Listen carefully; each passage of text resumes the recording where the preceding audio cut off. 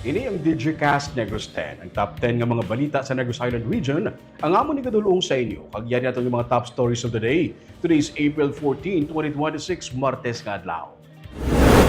Isa ka libo ka mga depasahe nga salakyan ginapaabot magaupod sa untat biyahe buwas nga adlaw. Libre sakay, itanyag sa syudad sa Bacolod. NPA nag-ako sa pagpatay sa anay konsihal sang Isabela. Developers ng i-home housing, hindi na pagdayunon ang 25 ka mga building sa kontrata. 21 million pesos kabalor sa smuggle ng mga sigarilyo, gin-surrender sa PNP. Kag sa good vibes, third-year HM students ng UNOR nagalibod sang cake para makabulig sa iya pag-eskwela. Inatanan sa Digicast Negros X.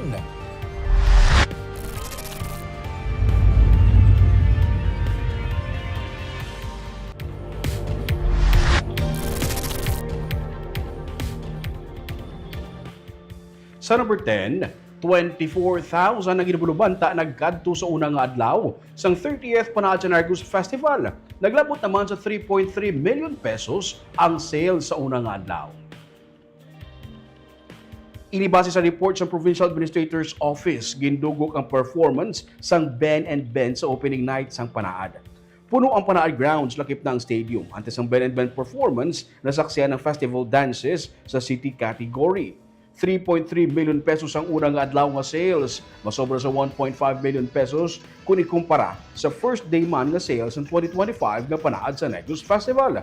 Sunod sa kay Provincial Administrator Fernando Diaz, ang sales ang gikan sa LGUs ng pavilions sa mga micro, small and medium enterprises, mga youth group, farmer associations, garden associations, food and beverages, concessionaires, kag dry goods vendors. Sunod sa kay Diaz, pakita ini nga hindi lamang entertainment ang ginadala sa Panaad, kundi parahin ini nga nagapaayos ang economic, social, kag cultural, bisan pa spiritual nga mga aspeto.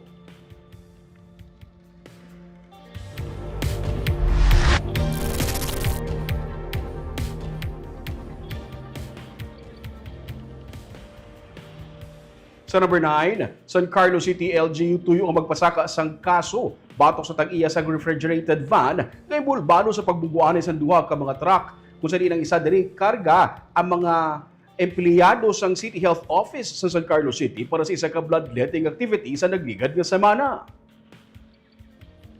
Gisiling ni Mayor Renato Agustilo nga sila ang nagapakig-angot na sa Land Transportation Office para ma-identify kag malocate ang tag-iya sang salakyan. Biyernes, Abril 10, nagbungguan na yung duha ka mga truck sa Upper Eco Translink Highway sa Barangay Rizal sa San Carlos City. Naging kamatay sa isa ka regular nga empleyado sa CHO.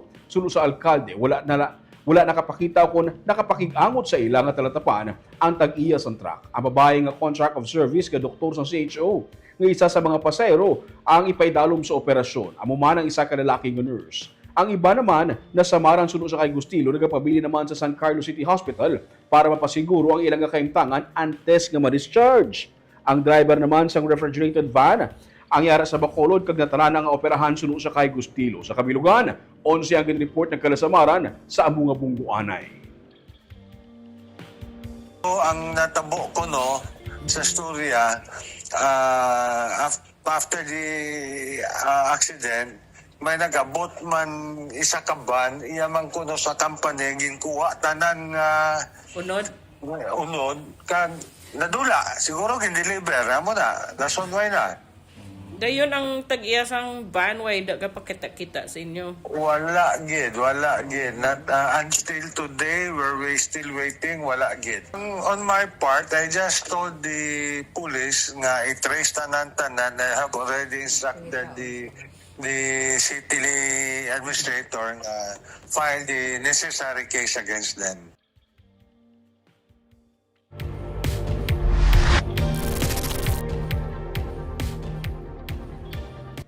Sa number 8, duha ka mga lalaki nakuhaan sang 28 million pesos nga balor sa mga smuggled nga mga sigarilyo sa Himamaylan City. Isa ka 43 anyos ka truck driver ang gindakop sa otoridad sa Barangay Tuoy sa Himamaylan City kung diin na-intercept ang 25 million pesos ka balor sa sigarilyo. Ginabulubanta 500 ka mga master cases ng sigarilyo ang nakuha sa 10-wheeler nga wing van nga ginamani ni alias Gio, taga Canlaon City, Negros Oriental. ang mga sigarilyo ang wala sang authorized tax sales kag kulang ang gina-require nga graphic health warning labels. Samtang ginakop sa kapulisan ang isa pagid ka lalaki matapos makuhaan sa masobra 3.3 million pesos nga balor sa smuggled cigarettes sa sitio Mapait, Barangay Suay, Himamaylan City, Lunes nga adlaw. Nakumpiskar ang 66 ka master cases ang assorted smuggled cigarettes kag 45 ka mga rims sang imported tobacco pati na ang salakyan naging gamit sa pagtransport sang illegal goods. Gin-turn over ang mga na-recover nga mga sigarilyo sa Bureau of Internal Revenue, District Office 12 sa Bacolod City.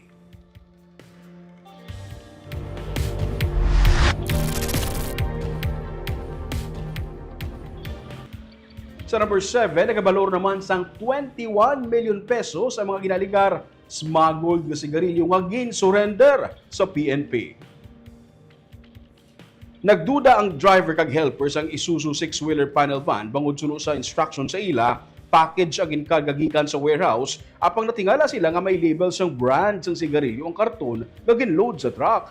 Ganigit pa kamaayo nila nga dalo nini kag surrender sa kapulisan sang Station 4 sa among tion, nagapatigayon sang checkpoint operation sa Circumferential Road sa Purok Herbabuena, Barangay Villamonte sa Bacolod City, mga alas 3 kaina sang kagahon.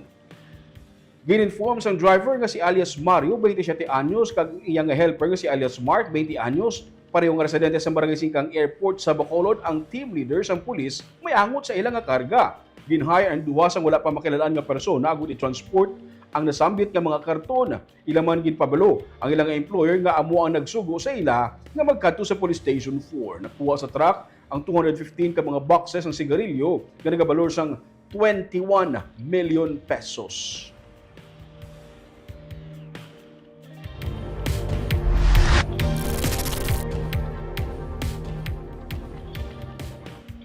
Sa number 6, NPA nag-ako sa pagpatay sa anay konsihal sa banwa sang Isabela.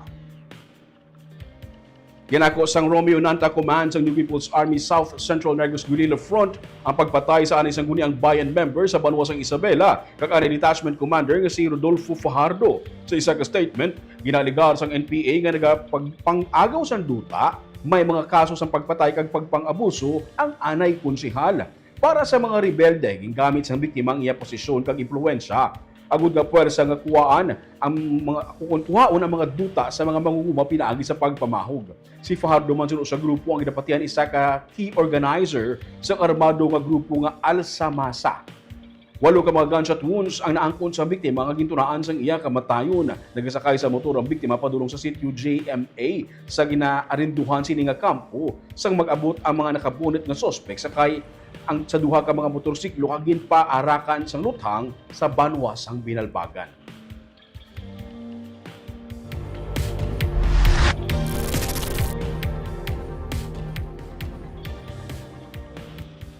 Sa number 5, isa ka bangkay nga may igo sang bala na sapuan sa Escalante City. Nakitaan sang driver sang truck ang isa ka bangkay sang senior citizen sa kilid sang kampo sa sitio Tanaw, Barangay Janay, Escalante City, Domingo sang hapon. May mga igo sang bala sa ulo kag likod ang biktima, nagkilala kay alias Amay, 66 anyos, nag-oobra sa kampo kag residente sang nasambit nga barangay. Sunod sa kay Police Lieutenant Colonel Florendo Fajardo, hepe sang Escalante PNP, isa ka adlaw na ang nagligad. Nagintiro ang biktima antes siya nasapuan. 3 ka slugs ang wala pa mahibaluan nga kalibre sang pusina nagkuha sa lugar. Naghalin ang biktima sa isa ka balay kag nagpadulong sa proper sa Barangay Janay agud kun tani magkuha sang iyang sweldo. Sunod kay Fajardo, nakaagi preso ang biktima sa 1998 sa kaso nga rape kag nakagwa sang 2004.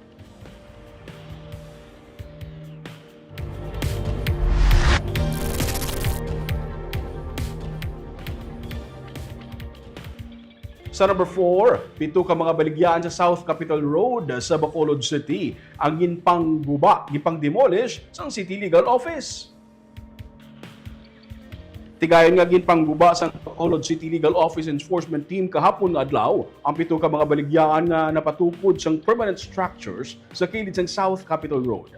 Ginsiling ni retired Police Colonel Levi Pange, nagapamuno sa CLO Enforcement Team nga makatatlo na sila kabeses nga nagbalik sa among lugar apang nagabalik ini sa gihapon. Una nga ging clear ang among area sa Oktubre nagligad nga tuig kag Pebrero naman sini nga tuig.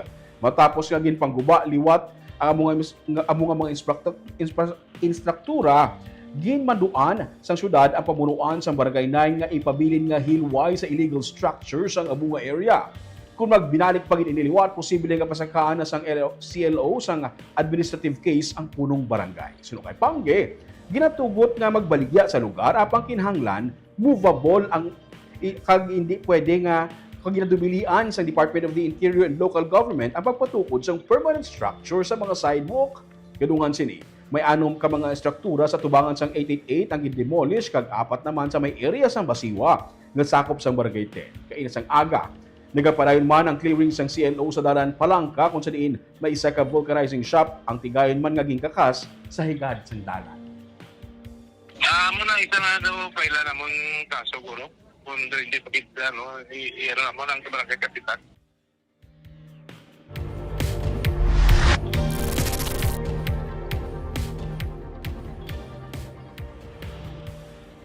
Sa number 3, developers sang Yuhum Housing inapagdayonon ang 25 ka mga buildings nga nasaad sa ilang nga kontrata. Pinagi sa isa kasulat sang Sherman Construction Consolidated Incorporated sa kay Bacolod City Mayor Greg Gasataya. Naging yung ini nga i-amend ang joint venture agreement sa tunga sang duha ka mga partido. Nagapangabay ang private developer sang Yuhum Housing Araw sa Vista Alegre nga hindi na pagdayonon ang una nga agreement nga 25 ka mga buildings kay patindog sa among housing project. Nakasaad sa sulat nga hindi na masarangan sang developer kay mapatuman ang una nga agreement bangod sa energy crisis nga ginapangatubang sang pungsod. Ginsiling ni Mayor Greg Gasataya nga ilaman ini iduso sa sanggunian panlungsod sa syudad. Agud matun-an ang posibilidad nga ma-amend ang among JVA kasunod sang hingyo sang developer. Nagpakigsapol si Bacolod Lone District Representative Alfredo Aguilardo Benitez sa Department of Human Settlements and Urban Development agud mahatagan sang solusyon ang problema sa among housing project. Suno kay Gasataya, 4 pa lang ang nagatindog nga building sa Yuhum Housing sa karon. 2 pa lang ka building ang may 110 units ang tigayon nga na turnover. Makighinon-anon pa ang alkalde sa Bacolod Housing Authority sining adlaw agud matumod kung tun-anay ang application sang beneficiaries o kung padayunon pa. Ang ining housing ang kabahin sang ginapatuban nga pambansang pabahay para sa Pilipino program o kon 4PH sa syudad sang Bacolod. So because of this communication na nabato namon sa nagligad na adlaw, we will ask sang contract management committee nga gin-create sang syudad through an executive order last November na mag-submit sang report sa aton as well as ang assessment man kag evaluation. At the same time, I will request or I will send this communication also to the Sanggunian Panglungsod buwas since this is an amendment sa joint venture agreement. No?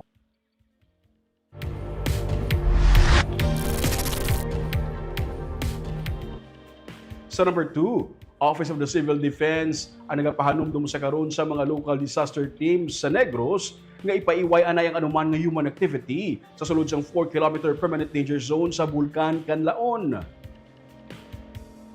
Sunod sa kay Donato Sermeno III, ang director sa OCD Negros Island Region, karon nga ang Bulkan, Canlaon ang aktibo kag masami nga nagabugas ang abukag makitaan sang iban pangasahay sang activities, mas maayo nga mag-andam na lang ang yara sa palibot. 5:43 AM kaina, Martes ang aga, nagbugas ang abu ang bulkan, nag-generate sang grayish plume nga nagsaka tubtub 600 meters sa ibabaw sang craters ng bulkan. Sa 24-hour nga monitoring report sini, 102 ang na-record nga volcanic earthquakes kag duha ka mga volcanic tremors. Damlag pa. Gisiling ni Marie Andelin Quintia, ang resident volcanologist nga nagaka-record sang volcanic quakes ang angot man sa mga ash emissions. Suno kay Sermeno, iya nga ga-remind ang mga local DRRM. Ang Canlaon LGU sini lamang ang nagahaylo sa ilang mga internally displaced persons nga ipaiway ang pagbalik sa ilang mga puloy-an kag mga uma.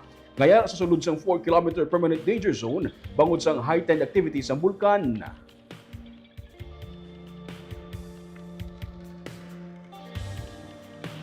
Since ka nag-lower kita sa alert level 2 ay nagta-checkpoints nila sa ano. So, pero tani ano na yung ang responsibility na sa ano, di ba? Isituhit nila o galing ti for consideration man na nila kay why man alternative nga palangitan na pangabuyan ng mga tao pero Susubong siguro striktuhan na naman nato na kahit tama na kataas ng volcanic earthquakes. So no human activity dapat, sir? No human Ay, activity? yes.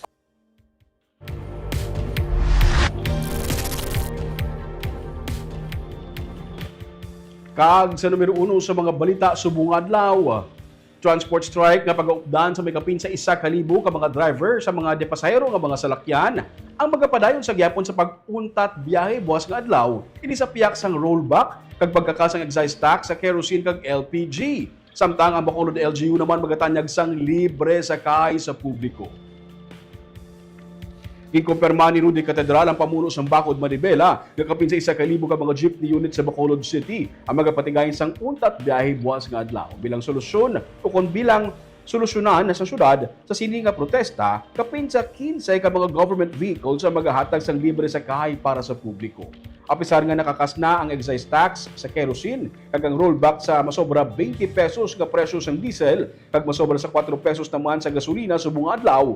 Dayo nun sa gihapon sa transport sector ang ini nga untat biyahe. Suno kay Katedral, panawagan nila nga dulaon ng excise tax kag value-added tax sa tanan nga produkto petrolyo ilabi na sa diesel kag gasolina nga ginagamit sa mga jeepney drivers.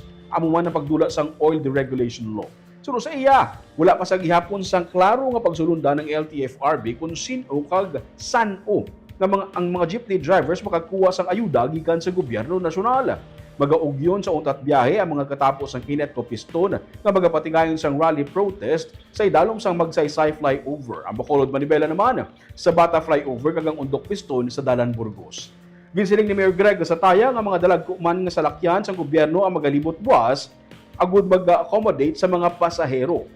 Bisan may transport strike, madayon sa gihapon ang trabaho sa Bacolod City Government Center kag maghatag man ang syudad sa dugang nga salakyan para magsugat sa mga apektado nga mga empleyado. Yes, gid no, madayon gid ang transport strike buwas nga adlaw kay ang excise tax nga ginkuha ara man lang niya sa iya ka kerosene o kon sa kagi ang demand naton excise tax, value added tax kag untaton ang oil deregulation law. Amon nga changes lang is as much as possible ipadala namon mga dagko nga salakyan. Kasi sa naligad to may mga mid-size nga vehicles. So i-ensure talaga damo ang makasakay. We'll just announce later kung ano nga mga areas niya na-identify namon na mapadala kami sa libre nga salakyan by tomorrow.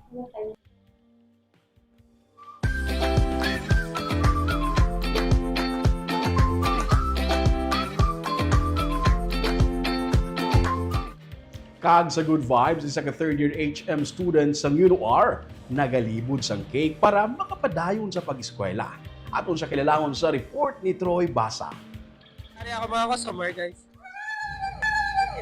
Kung sa iba nga estudyante, papel kag ballpen ang dala, ang ini naman nga estudyante sa Bacolod, mga cake in a cup ang bit-bit.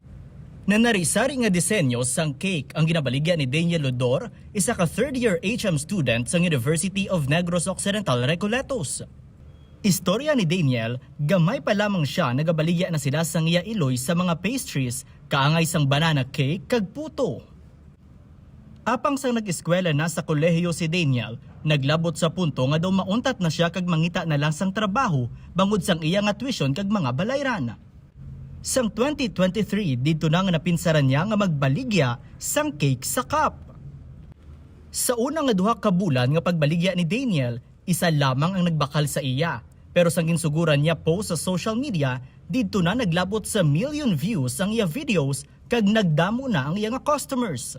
Ang cake na po na sir, nag-start ko na-discover ko na sir mga 2023. Pero hindi siya nabakal, gid wala sir hindi siya bakal kay doka mga 2 months siguro sir before ko na-discover after ko na-discover mga 2 months siguro sir isa pa na ako mga buyer per may mga classmate ko na then nag-start ko vlogging gin-post ko sa may expect sir na mag-trending siya nga baka 1 million views mga million views sa Facebook sa TikTok siyempre doon makita mo sir ang mga hard work wala na ka-appreciate sa iba mas maka-inspire pagit sa iba pagit ng mga student nga hindi sila mahuya mamaligya. Suportado man sa iya mga teachers kag classmates ang iya nga business.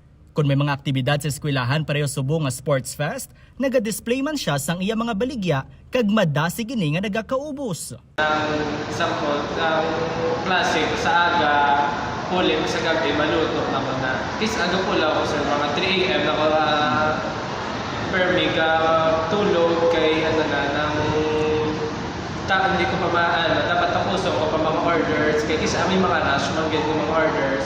So after ko na sir, kisa makatulog, mga 3 hours, okay naman. Magpati lang sa kaugalingon agud malambot ang handom. Ini ang mensahe ni Daniel sa mga parehos niya nga mga estudyante. Pinaagi sa cake sa sulod sang cup, nabutangan sang unod ang iya nga bulsa. Nakabulig na siya sa iya nga pamilya, napadayon pa niya ang iya nga pag-eskwela. Troy Lawrence Basa para sa Digicast Negros. Shoutout anay sa aton live viewers subong nga hapon si Benji Borlas, maayong hapon Digicast Negros, maayong hapon NIR. Si George Penedagaspi, maayong hapon sa Roming Subaldo watching live sa Barangay Tangob, subong Wild Duty sa Tinapay Express Bakery. Shoutout lang sa pumuluyo sang Barangay Tangob. Si Arnel Jake, maayong hapon Digicast Negros watching live from Riyadh, Saudi Arabia. Si Toto Seralbo Lava, maayong hapon Digicast Negros. Si Mayor Nagarito Clavel, good PM Digicast Negros and sa Roming watching from Bacolod City. Si Gerardo Marquez, maayong hapon Digicast sa Roming, shout out sa mga paryente ko dira sa may Purok Santol, Mandalagan, Bacolod City. Damo sa ila nagapamatigid sa inyo Digicast Negros, salamat gid. Si Gerald Liagono Estardo, maayong hapon Digicast NIR watching from Riyadh, Kingdom of Saudi Arabia. Shout out kay Mrs. Annalyn Canto Estardo sang Milagrosa Village, Barangay Gahit, EB, Magalona. Si Jessery Garucha Hivero, good PM kay Digicast Roming Subaldo kag sa tanan nga staff ng Digicast Negros. Shout outs sang gapangwa sang Indian Bingo. Uy, sino nagapangwa Indian Bingo? God bless you ko no. Ari pagid daw pa si Vince Tobola, good PM Digicast, thank you sa everyday update watching with Baby Viara and Baby Jeb Jeb. Si Chona Evangelista Caredo, maayong hapon Digicast Negros watching from Singapore. Gloria Bantigay, good afternoon ka Digicast. Kag sa Roming Subaldo.